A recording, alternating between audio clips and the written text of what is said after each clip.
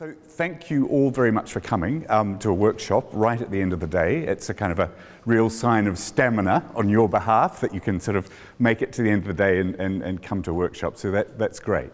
So my name is Craig Thaine. I'm a teacher trainer and a materials writer. I'm based in Auckland in New Zealand. So I work for a school called Languages International. But I would like to thank Cambridge University Press, who've kind of got me to this side of the world. So many thanks to them in order to do this workshop on assessment and motivation. So in the workshop, and it is a workshop, right from the outset I'll be getting you to work together in pairs. What I want to look at is the relationship between assessment and motivation, because they're not mutually exclusive. I want to look at different kinds of assessment, and in the workshop I'll actually be referring more to studies from general education than studies from second language teaching. It's always interesting to kind of look outside your own area in terms of kind of getting new ideas and different kind of insights. So we'll be looking at some kind of some results from meta-analyses from general education. Okay, I promised you a task from the outset, and here we go. Here's the first one. Imagine that you've got a learner who's kind of midway through a B2 level, upper intermediate course. They're kind of lacking motivation, and she says that she's lost interest in English. So talking together in twos or threes, whoever's close to you, what would you suggest for this learner? What ideas would you have for this learner to kind of re-motivate her to some degree?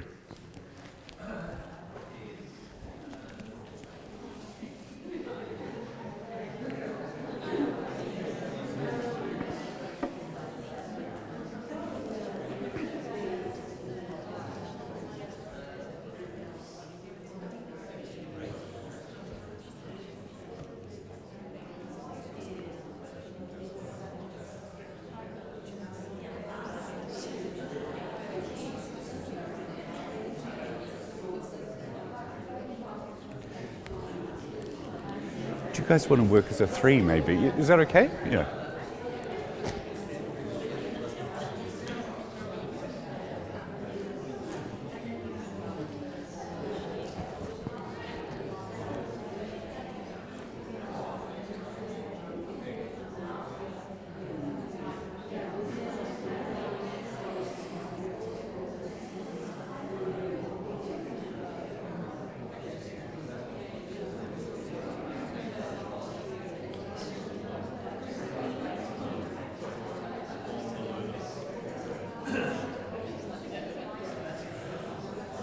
Okay, so this particular scenario happens not all the time, but it happens quite often at my school, particularly at that kind of B2 level. The student feels she's not making progress.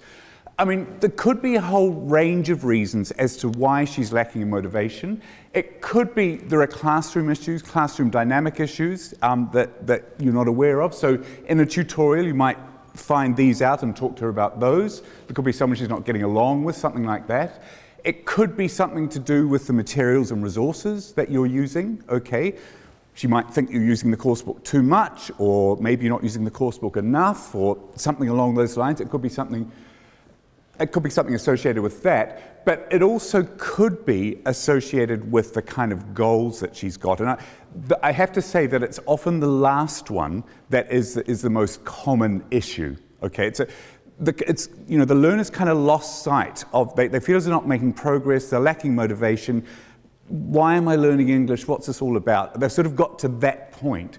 So I want to just focus on that a little bit. In terms of talking about longer term and short term goals, I mean, I might sort of talk to this learner and say, you know, what are your reasons for studying English? And actually kind of talk them through that and remind them of why they are studying English, okay? Because often they've forgotten the reason. It could be to do with their kind of aspirations, okay, in terms of studying English. So I make a distinction between a goal and an aspiration. So a goal is kind of a tangible outcome that could happen the next 2 or 3 months, where an aspiration is kind of the dream that the learner has in terms of the kind of language learner that they could become, yeah? Which may, they may be a long way away from that, but sometimes reigniting that dream can be what remotivates them and stimulates them. So we might then look at sort of talking about some kind of achievable goals. Sometimes, you say to learners, what's your goal? And they just sort of say, I want to be a native speaker. And it's kind of like, okay, let's kind of come to something a little bit more manageable. At B2 level, it could be, that you can have this kind of discussion, that kind of discussion. But often, I think we need to actually help learners specify the goal, yeah? Because it's actually not easy to come up with a goal. So that's where we can support the learners. Often, what sometimes happens in my context at my school is we often suggest that students do an exam, okay? So particularly at B2 level, we might say, well, have you thought about doing Cambridge first? Because then you've got a specific objective, for the next 12 weeks or so, and you're working towards this very specific goal. So this is where assessment is beginning to kind of come in as a motivational tool, okay? So it is one of the tools that we have in our toolkit, I think. We can use assessment as a motivator, all right? But what I'd like to do before, I'm going to look at different ways that assessment can motivate students and provide specific goals. But before we do that, I'd just like to look at the nature of assessment, okay? So we often say that assessment can be either formative or summative. Have you heard that terminology before? Yeah, okay. So from Glenn Fulcher's book, here are kind of two definitions. Formative is designed to play a role in the teaching and learning process rather than to certify ultimate achievement, okay? So formative is not sort of giving a certificate or passing IELTS or something along those lines. It's part of the learning process. Whereas summative assessment measures proficiency at the end of a period of study, by which time learners are expected to have reached a particular standard. So, at the end of a course or maybe working towards some kind of formal goal. So, just to kind of help you think about this terminology a little bit, I'd like you to look at these. Here's another task. I'd like you to talk together about these different kinds of tests or assessment instruments and decide whether you think they are formative or summative. Okay, so have a chat together again.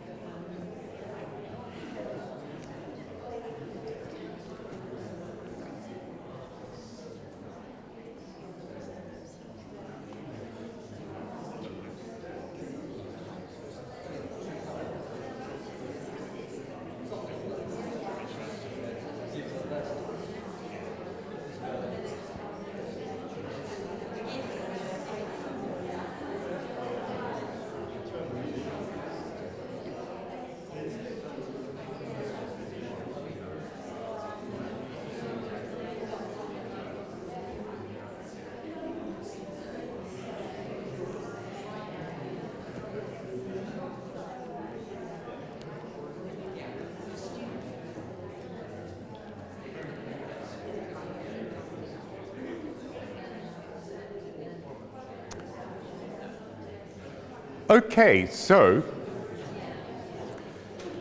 this is what I felt. You may disagree, I'm not sure. I felt number one was kind of probably going to be formative. Okay, so it's just revision, it's part of the learning process. Cambridge First, a more formal exam, I thought that would be summative. End of course achievement test, obviously end of course, that's clearly going to be summative. A role play to assess if students have learned a language point, okay, that's happening during this and that's formative. When we get to the last one, actually it gets a bit problematic, doesn't it? Because it can be formative, well, it can be summative in terms of everything that the learners have actually learnt up until the point of doing that placement test, but it can be formative in terms of a kind of a diagnostic tool. Okay, so in some ways, this kind of terminology that we've been using for a long time, formative and summative, can be a little bit problematic sometimes. So Jones and Saville of Cambridge Assessment, they actually think maybe it is a false dichotomy, formative versus summative. And they come up with another distinction. They make a distinction between classroom assessment, okay, so what goes on in the classroom, so things like the revision test, the role play, etc., as opposed to formal large-scale assessment, which could be something like IELTS, but it could be a more formal exam that your individual institution provides at the end of a course of study, because you want to decide whether the student can go up to the next level or not, okay? So what they do, they have this lovely phrase here, and they say that both kinds of assessment contribute to two key purposes: to provide evidence of learning, okay, evidence of learning. So that's the formal large-scale assessment, that's evidence of learning, or evidence for learning, which is the classroom-based assessment, okay? So another way of looking at this is that the formal large-scale assessment, the evidence of learning, it's where assessment often has what I call a kind of a gatekeeping function. Okay, so it's the issue of whether you're going to pass or fail. To take an example from my own context, we have a lot of students in New Zealand wanting to do IELTS, and they want to do IELTS, they want to get 6.5 because they want to get into an undergraduate program at the University of Auckland. So if they get 6, the gate is shut to them. They don't get onto the undergraduate program. If they get 6.5, hey presto, the gate opens, and they can actually, join the faculty that they want to. I mean, with some faculties, actually, it can be higher. So that's what I mean by a gatekeeping function, this kind of pass-fail. Do you go to the next level or not? As opposed to the evidence for learning, okay? So basically, we're using assessment to find out what learners need to know or do next. Okay, so that's the distinction, okay? And they're not saying, one is better than the other. They both have a role to play. But in terms of looking at the relationship between assessment and motivation, I'm going to focus more on one than the other, okay? All right? And it'll become obvious before long which one I'm going to focus on. So, formal large-scale assessment, it can have a motivational function. It can work to motivate learners. So it can provide learners with a specific goal. Okay, the example that we looked at before, the B2 level learner, Cambridge First. It can give them a successful outcome, and it can give them a real sense of accomplishment. Oh, well, I passed that exam, and that makes them feel good about themselves. I've achieved that. I've done that. It can also encourage more independent study, so that we've noted, for example, in New Zealand, that when students are doing Cambridge exam courses, like Cambridge First, Cambridge Advanced, they're much better at doing their homework, okay, all right, than if they're just doing general English. They kind of do their homework when they're doing an exam course. So they focus a little bit more on their independent study. And as I've said, it can result in a gate opening for learners. So there are some kind of positive motivational things in terms of these formal large-scale exams, this kind of assessment. However, there are some problems, okay? All right, so stress and possible mental health issues with high-stakes tests. So a lot of the learners that come to New Zealand come from places like China, Japan, Taiwan, and often in these countries there are university entrance examinations which are incredibly tough, really, really hard if you want to get into certain universities, and it's quite grueling. And I mean, they tell stories of students actually having mental health problems, basically, and getting depressed and despondent. The other problem with large-scale tests is sometimes the study that the learners do for the test, they just focus on that, okay? And they don't develop overall language competence. Now, an example of this, again from my own context, is sometimes in New Zealand there are learners who memorize IELTS essays in the hope that that topic will turn up in the exam. Which kind of seems weird to me because, I mean, the amount of mental energy that you need to kind of memorize a whole IELTS essay, but that's their strategy. But that kind of strategy is probably not, it may with one or two, but for the vast majority, it's probably not going to lead to better language competence. It also can encourage maybe a little bit too much rote learning, yeah? Okay, just learning lists of words, but not actually thinking about, you know, the connotation of that word's collocations, that kind of thing.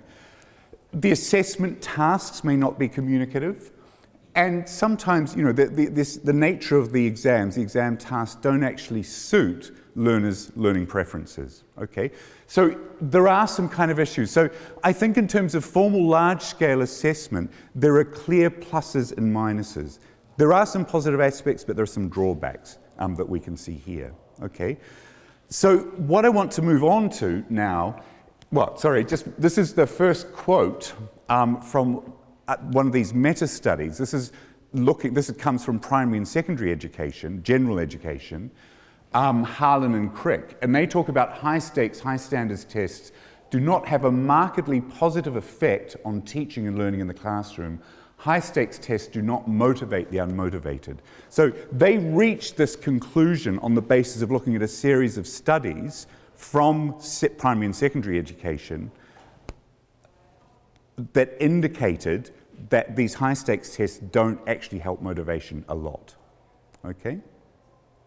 All right. Again, it's not to do with second language teaching, it's from general education, but it's interesting to note that. Interesting information, I think. So, if you think about doing classroom assessment with your learners, what first comes to mind? So this is a quick kind of word association thing. So classroom assessment, what do you think about first of all? Just tell each other quickly.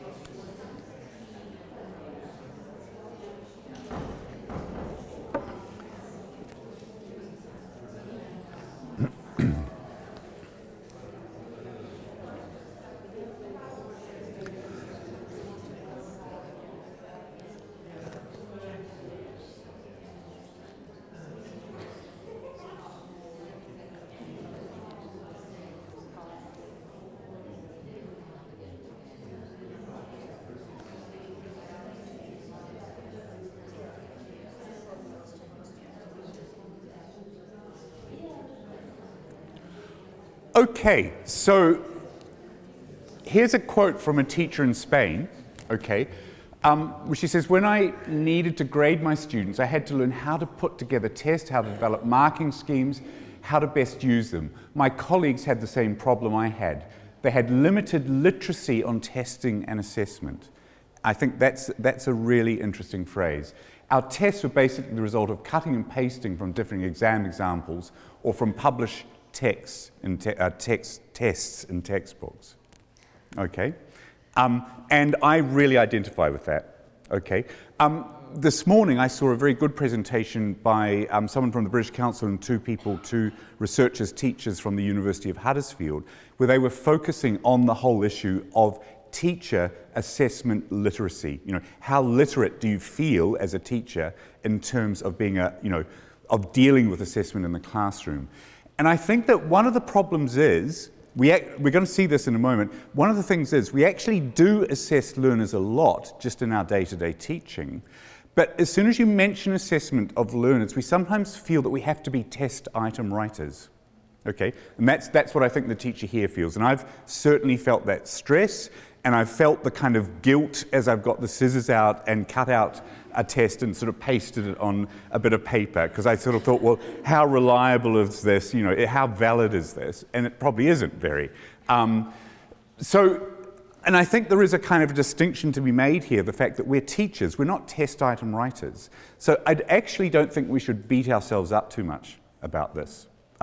Because actually, there's a lot of assessment that we do in the classroom on a daily basis, which is far more useful for learners in terms of thinking about student learning, okay? If you're coming back to this phrase, assessment for learning, not assessment of learning, but assessment for learning. And we're actually quite good at that, yeah? I think so, anyway. So, in the literature, when you read about this, there are different ways of labeling this kind of classroom-based assessment where the teacher is evaluating students on a daily basis. Anne Katz calls it classroom-based assessment, assessment for learning, Glenn Fulcher, Lantoff and Pona call it dynamic assessment, but the term that I'm going to actually use is from Jones and Saville, learning-oriented assessment, LOA, okay? All right, so these are all pretty much synonymous, and let's have a look at what it means. So LOA sees informal classroom assessment and formal large-scale assessment as complementing each other. So LOA is not saying that having formal tests is a bad thing. It's just it complements it, okay? It links assessment of learners to their developing needs. So it's this idea that we are evaluating learners on a daily basis because we're thinking about, okay, did they get this right? No, they got it wrong. So, okay, I need to fix that. I need to do a revision activity of some kind. It acknowledges our ongoing judgment and evaluation of learners. So in terms of evaluating a group of learners, yes, a formal test can give us really useful information, but who actually knows those learners' strengths and weaknesses best? Who does? The teacher, yeah. I mean, we know who's good at pronunciation, who's bad at grammar, who's got a problem with listening, etc. We know our learners. So LOA actually provides a framework in which this knowledge that we have about learners, the judgments that we make about learners, is valuable information, okay? We actually know a lot of stuff about our learners. We know as much as a test can tell us, I think. And then it's often viewed as a task-based cycle. So typically, we'll start with some kind of task, we watch what teachers do, we make a note, record our interpretation. We don't necessarily write it down, it might just be a mental note. We make a decision about what we're going to do. Are we going to revise that? Are we going to move on? We'll give feedback to learners. Okay, you did that well, or here are some errors. Okay, we need to work more on this. And then we might modify our objectives. So a learning-oriented assessment task cycle is like this. But this actually is pretty much describing, I think, what a lot of teachers do most of the time. I mean, we give students a task, an activity, we see how well they do it, and then we make a decision about what we're going to do next in terms of their strengths and weaknesses. There's nothing really new in this. It's just, you know, when you put it in a diagram, it looks as though it is new, but it's not. When we begin to look at assessment, classroom-based assessment and motivation, coming back to the topic of motivation, I think it's the ones that I've highlighted here, the feedback to learners, the objective setting and the task itself are the areas where motivation comes into play, okay? So if we're thinking about assessment, classroom-based assessment, and how we're going to motivate students to learn, I think it's in those three areas that are key, and that's what I'm going to focus on. So in terms of tasks, we want them to be motivating. So in order for them to be motivating, we want them to be communicative, so they provide students with opportunities to reduce language. We want them to be interesting, so that learners are engaged. We don't want to give them boring tasks, boring texts. We want them to be varied. I mean, you don't want to do the same task every time because different learning preferences. You've got to provide a varied diet, and you've got to be clearly focused. They need to be clearly focused so that the learning objectives are obvious. Okay, so students, you know, if you're giving them a task, they need to know why they're doing it.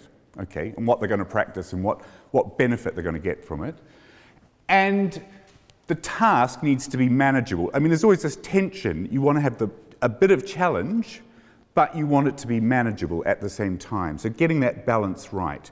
So if we think about these things in terms of tasks, that will help motivation, I think.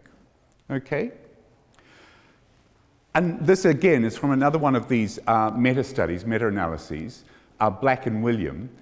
And they talk about this thing where a task which the challenge goes too far can lead to student avoidance of risks involved. And for students who are far behind, it is difficult to encourage their efforts without at the same time making them aware of how far behind they are.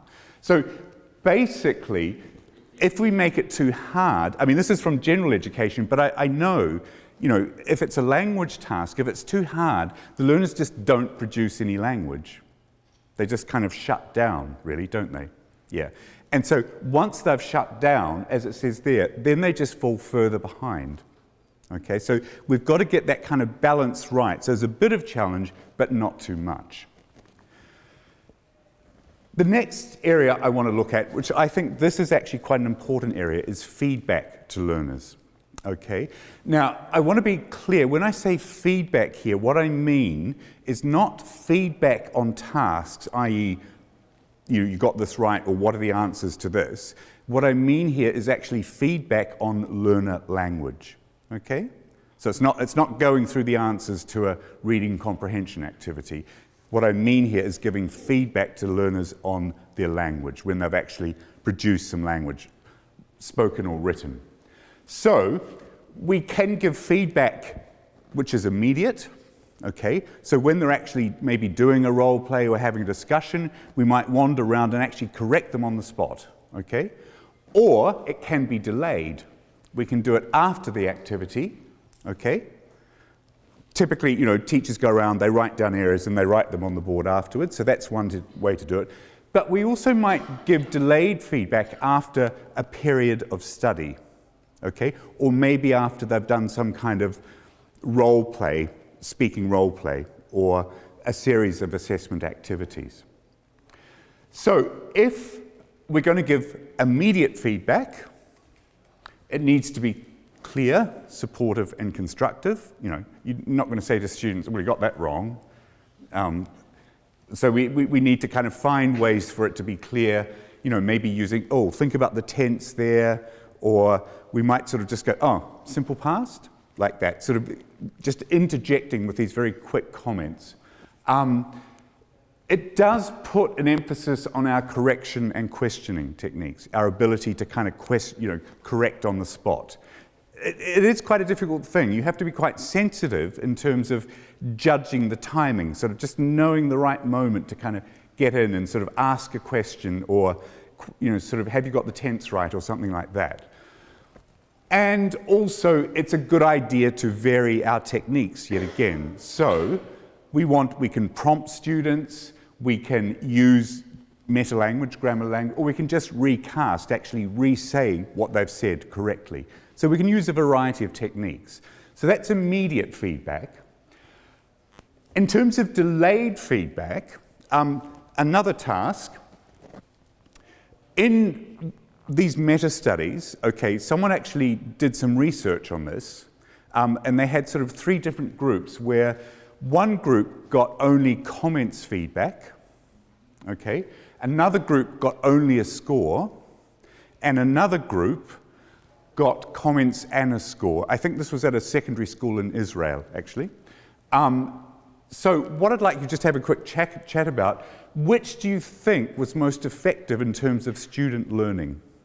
Which do you think had the most positive effect on student learning of those 3 options? So have a guess, and I'll tell you what I guessed when I read the article, all right? And then we'll look at what the researchers said.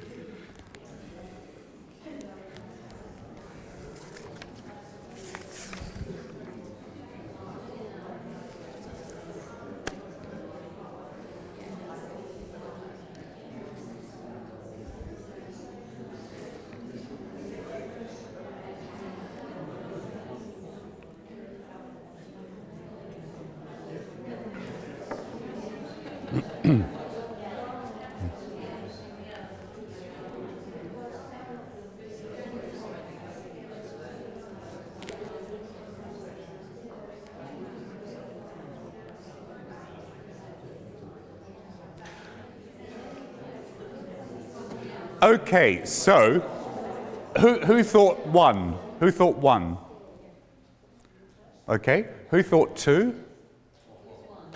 Just one, number one, yeah, okay. Who thought 2? Okay, I thought, my choice was 3. Okay, yeah, okay. So, no, it was number 1. Yeah. I kind of thought, well, the learners always want a score and the comments, but evidently, in terms of their the improvement in performance and learning, the group that actually got comments only did best of all, which is interesting. Yeah. So, Harlan and Crick say, providing feedback to students about their performance in a form that is non-ego involving and non-judgmental. And what they say is that a score involves the learner's ego. Okay, yeah. And the score is making a judgment. So that's interesting.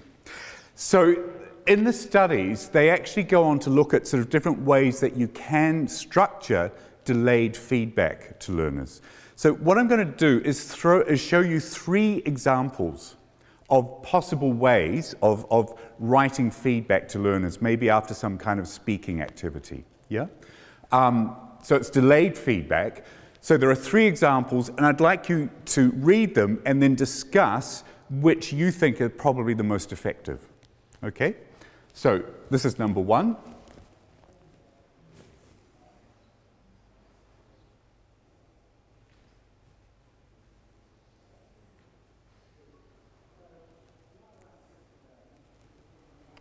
Okay, should I go on to number 2? Yep.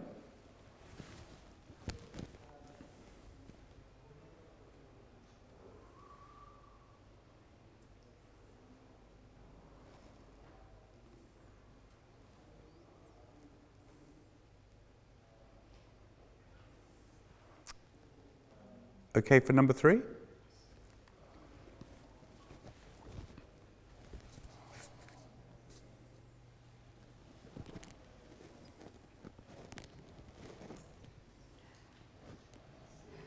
So now that you've read them all, have a chat together about the one that you think is going to be most effective in terms of student learning.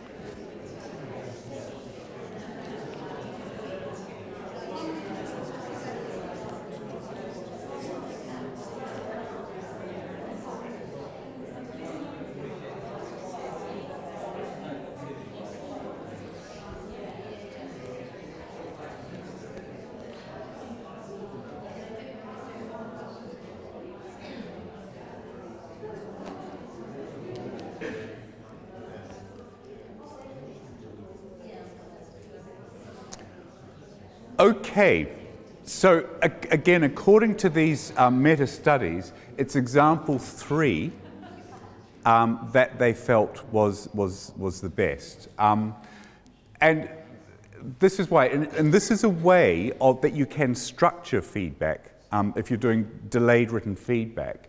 And what the studies suggest is that it helps if you comment on the learner's achievement, what they have done well, and it can really help if you can refer back to something that was a problem before that they've kind of managed to improve on. So you were having problems with these phrasal verbs. Okay, now you're using them well.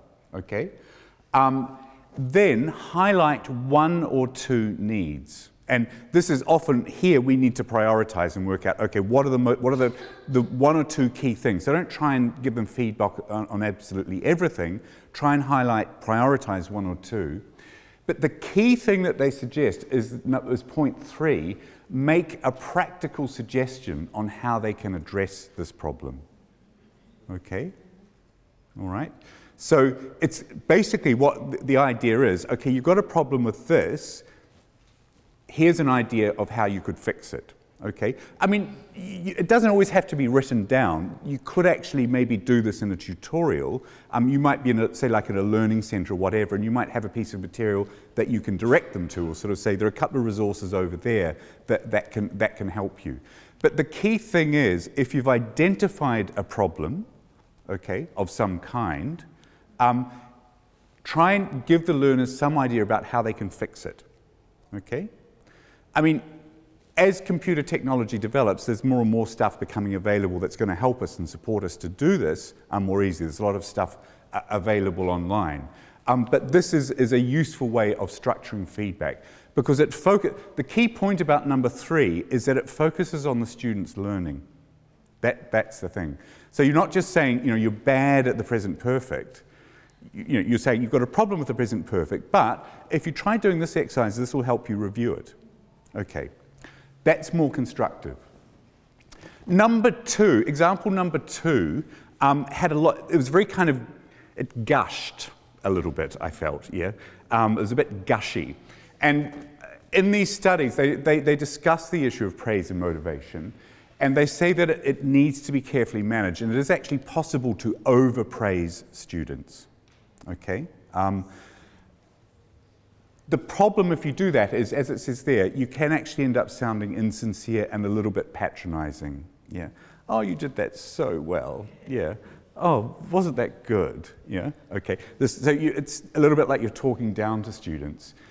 And also what you're doing is you're focusing on the learner's self-esteem rather than on task achievement. Okay, and again, these studies indicate that doesn't always help. They noted a preference for giving objective feedback. They felt that the praise thing didn't actually work. The problem is, if learners have actually done something badly, they know when they've stuffed it up. And so if you're going in there and saying, oh, that was wonderful, they're going, no, it wasn't. Yeah, it's what are you saying? I'm not an idiot. I'm not saying that you should never praise students, but you praise when it's deserved and not too much of it. Yeah. Okay. Finally, we get to learning objectives, the third sort of area which I think, in terms of classroom-based assessment, can have an effect on motivation. So when you've got this approach, this LOA approach, where you're going round the task cycle and you're looking at needs and you're sort of thinking about what the learner has to learn and do next and setting new objectives. So who notices the gap? The teacher and the learner. So when you think their language ability should be here and it's not quite, okay, the teacher notices it, but the learner does as well. So who should do something about closing the gap? And it's both the teacher and the learner. Okay, we've got a responsibility, but so has the learner. It's not all on us, basically. It's not all on us. We're kind of in this together. So learning objectives need to be modified. So here, again, from the meta-studies, they're looking at this idea of how you can actually frame learning objectives. So what they emphasize is developing new competencies, okay? So this idea of the objective is to do this so that you will be able to do X, Y, or Z with your language, as opposed to performance goals, okay, where you're getting pass, fail, oh, you did this well, you did this badly, okay? So it's actually, the idea is to focus more on what learners will be able to do, what learning will take place when you set the objectives. Make them learning focused, what will you learn, and not performance focused, how well will you do, okay? Again, because all of these, the performance goals, performance focused, all this is associated with this slightly negative idea of the learner's ego, yeah, as opposed to actually learning something. It's all about how good am I, do I reach this level? Make it more about what are you going to learn, what are you going to get better at. That's really what it's saying. And if you do that, try and give learners, if you have a tutorial or with e-communication or something along those lines, give them an idea of helping them across an umbriginal gap. The reason for doing this, to kind of spend a bit of time initially helping learners with these, because where you ultimately want to go with this is that they start to think of their own learning objectives, okay? Okay, so if you can kind of get them focused in this way on their learning and not just on passing this exam or getting this score, then they will become more able and more capable of coming up with their own kind of tangible, achievable learning objectives. So this is kind of an example task that I might give learners to kind of try and get them to think about learning goals. So after a role play, you might say, okay, how well did the role play go? So you get learners to reflect. You might actually put them into small groups or in the pairs that they're working in to discuss these. Okay, how well did the role play go? What were the problems? What did you learn? What are we going to do about it? In other words, me the teacher, you the learner. But what are you going to do about it? Okay, so it's putting some responsibility back on the learner. And what would you like me to do about it? Okay, so I'm not saying that you would give this with every single activity, but every sort of maybe a couple of times, 2 or 3 times a week, if you're teaching full time, where you get them to reflect in this way, okay, and it gets them thinking about their learning, okay, and you use this as a basis for discussion for achieving learning goals, or not achieving, setting learning goals. As Jones and Williams say, well thought out learning objectives can enable students to make progress in their learning of a foreign language and develop the capacity to own and monitor their progress as independent language earners, the ultimate aim of language learning. Okay? So it's this idea that we as teachers are kind of helping them develop this independence. But you can't just throw them into that kind of, you kind of need to help them across, if you're not doing it already. Okay, so, yay, finished in time. So, we've looked at this idea that formal large-scale assessment and LOA can motivate learners, okay? And I've emphasized LOA because I think within LOA, within classroom-based assessment, there are more opportunities to motivate students. Yes, formal tests can, but I think we've got much more room for maneuver in terms of motivation and helping learners with classroom-based assessment. Learning-focused feedback is more likely to motivate, so keep it focused on what students are going to learn rather than how well they're going to perform. And if you can get self-determined learning goals, they're more likely to result in learner buy-in. So if the learners actually played a part in determining their learning goals, they're more likely to follow them through. So these are the references, okay? These are the articles that I referred to, and the particular meta-studies are the Black and William, the first one, and the Harlan and Crick, okay, which were to do with secondary education. The other thing, just to let you know, I've actually I've written an article which sort of teases out a lot of these ideas in a bit more detail, which is in the latest edition of Modern English Teacher, if you want to actually read up. But I would really like to, particularly if you're interested in learning-oriented assessment, I would recommend the book by Jones and Saville. It came out just last year, okay? And that kind of explores learning-oriented assessment in a lot of depth. And if you're interested in this approach and this idea, it's a really interesting read. So, I've got 3 minutes for questions or comments.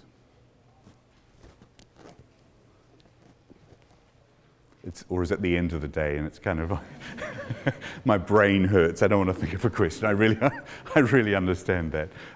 So thank you very much for listening and for coming along at the end of a very long day and participating. I really appreciate it. So so thank you very much.